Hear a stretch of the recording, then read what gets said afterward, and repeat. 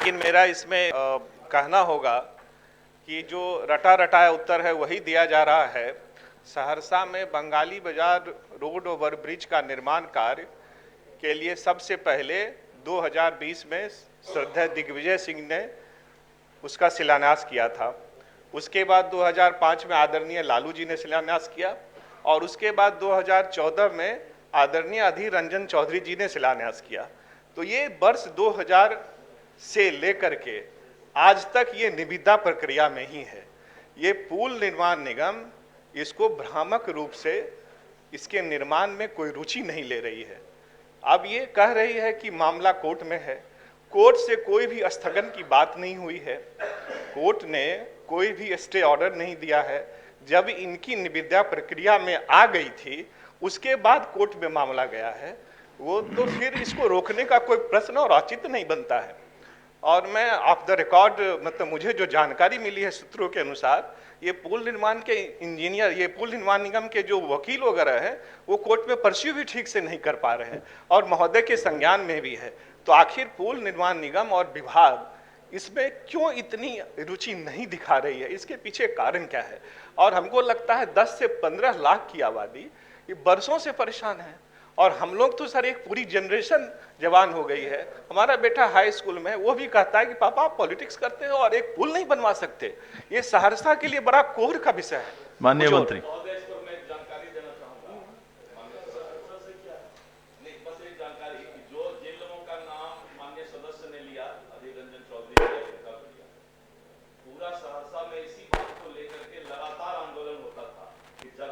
आता था कोई न कोई नेताजी को बुला करके शिलान्यास करा लिया जाता था और उसका कोई ऑथेंटिक ऑफिशियल कोई अप्रूवल नहीं होता था। तो सहरसा में इस बात को लेके करीब 10 साल तक आंदोलन चला कि भाई ये जब जब इलेक्शन आता है तो अधीर रंजन चौधरी आ जाते हैं और इनके पार्टी का नाम हम नहीं लेंगे, इनके नेता लोग आकर के जो है उसका शिलान्यास कर देते थे। बाद में एनडीए की सरकार जब आई तब उसका डीपीआर अप्रूवल हुआ और टेक्निकल स्वीकृति मिली और उसका सारा काम उसके बाद प्रोसेस शुरू हुआ। और अब जो समस्या है तो माननीय मंत्री महोदय बताएंगे। मैं संज्ञान में देना चाहता हूं कि जितनी बार भी शिलान्यास हुआ, निविदा की प्रक्रिया हुई, अखबार में निविदा प्रकाशित हुआ और उसके बाद शिलान्यास हुआ। तो मैं माननीय सदस्य का आदर करते हुए उनको कहना चाहता हूं कि इसको एक बार इसका अध्ययन कर लिया जाए और ये एकदम भ्रामक है, ये एकदम भ्रामक है। और पुल निर्माण निगम को स्पष्ट आदेश दिया जाए आज इस सदन के माध्यम से कि वो कोर्ट में भी इसको परस्यू करे। अगर कोर्ट में मामला अगर स्टे नहीं है तो निविदा हो चुकी है तो उसकी प्रक्रिया प्रारंभ की जाए। ये जनहित में बहुत ही आवश्यक है। माननीय सदस्य ललन सराफ। सभापति महोदय, मैं व्यक्तिगत तौर पर जानता हूं सहरसा बचाओ आंदोलन निरंतर वहां होता है। आप पूरे सहरसा बाजार को उजाड़ दीजिएगा, ऐसा आप नक्शा बनाइएगा कि पूरा इतनी चौड़ी सड़क, जबकि आधे किलोमीटर पर नेशनल हाईवे का बड़ा पुल बन रहा है और वहाँ सिर्फ छोटी गाड़ियों के लिए पुल चाहिए। तो बंगाली बाजार को ध्वस्त कर दीजिए, पूरा बाजार को ध्वस्त कर दीजिए, धर्मशाला रोड को ध्वस्त कर दीजिए, सारे व्यापारी कहाँ जाएंगे?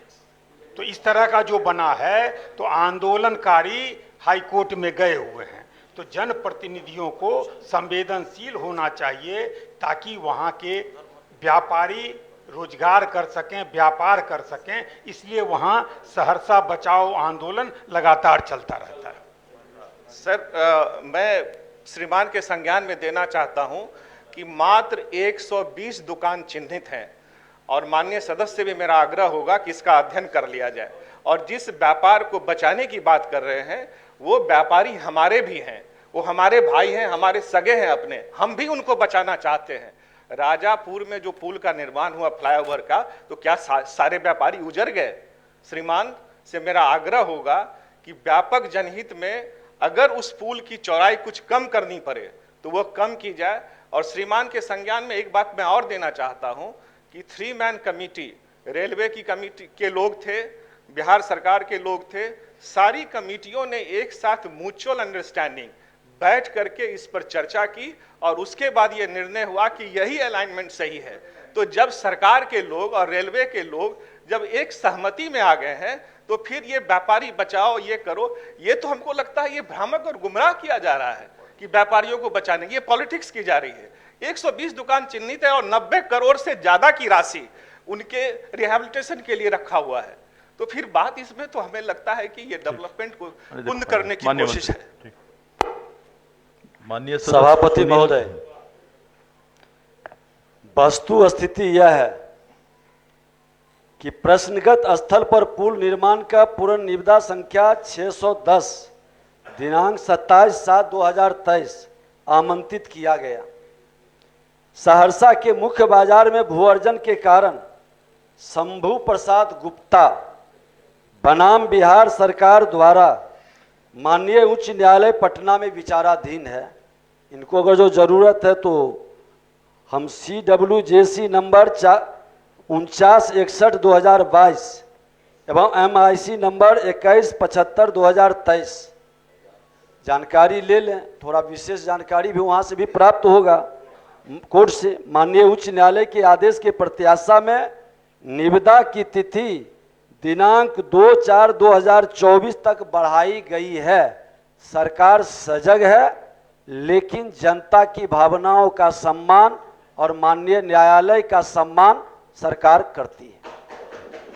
श्रीमान, मैं तो एक बात यही कह रहा था हो गया। कि माननीय उच्च न्यायालय की तरफ से जब तक कोई स्टे नहीं है तो उस निविदा की प्रक्रिया को बेकार में, अगर कल कोई और भी व्यक्ति चला जाएगा तो इस तरह से वो 20 साल के, हमको लगता है 50 साल और 100 साल में भी नहीं बन पाएगा। इसीलिए सरकार को इसमें संवेदनशीलता के साथ विचार करना चाहिए और कुछ करे रुख भी अपनाना चाहिए जनहित में। प्रश्न संख्या 38 माननीय